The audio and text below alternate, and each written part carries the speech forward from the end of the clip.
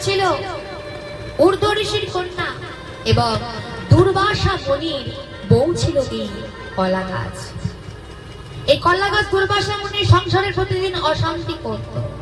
তাই দুর্বাসা মুনি রেগে গিয়ে কলা গাছকে অভিশাপ দিয়েছিল, তুমি কোনোদিন কারো স্ত্রী হতে পারবে না, যাও তুমি বাইরে গিয়ে বসবাস করো। কলা গাছ কাঁদছে, বলছে আমাকে কোনো কাজে লাগবে না, শোনো আমি আশীর্বাদ করছি তোমার সন্তান হবে, তোমার শরীরের প্রত্যেকটা অংশ প্রত্যেকটা ক্ষেত্রে প্রয়োজন হবে। হরি বল হরি বল। তাই দেখবেন না কলা গাছে কোনোটাই বাদ দিই, আমরা বাদ দিই, সেই পাতা থেকে খোসা পর্যন্ত আমরা ব্যবহার করি। এবার দেখবেন প্রতিটি হরিবাসরে চার ধারে চারটে কলা গাছ থাকে, থাকে না? এই চারটে কলা গাছের নাম কি? সৃষ্টি, স্থিতি, সংহিতা, বিদ্যা।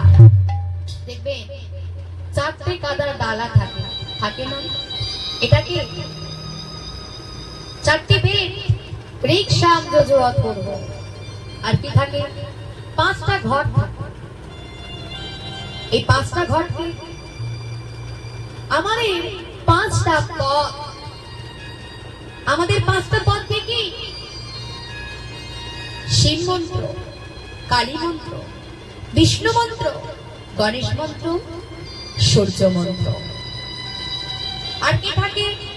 দেখবে এক সরা চাল থাকে, এটাকে স্বয়ং অন্নপূর্ণা। দেখবেন সেই ঘটে ডাব দেওয়া হয়, ডাবটাকে স্বয়ং মহাদেব। আবার যেমন তেমন ডাব হলে চলবে না, শীষ ওলা ডাব চাই। কেন?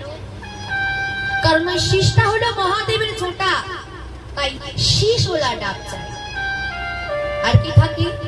দেখবেন সিঁদুরের প্রলেপ দিয়ে একটা মানুষের চিহ্ন আঁকা হয়, এটাকে, এটা হলো আমাদের পরমায়ুর রাজা চেদিরাজ।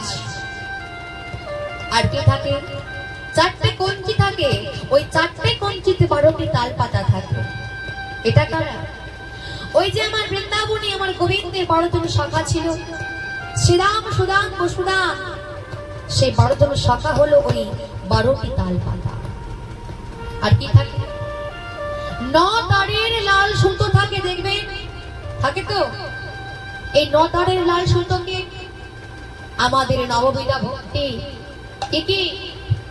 শ্রবণ, কীর্তন, আত্মনিবেদন, স্মরণ, অর্চন, পাদসেবন, দাস্য, সাক্ষ্য, বন্দন।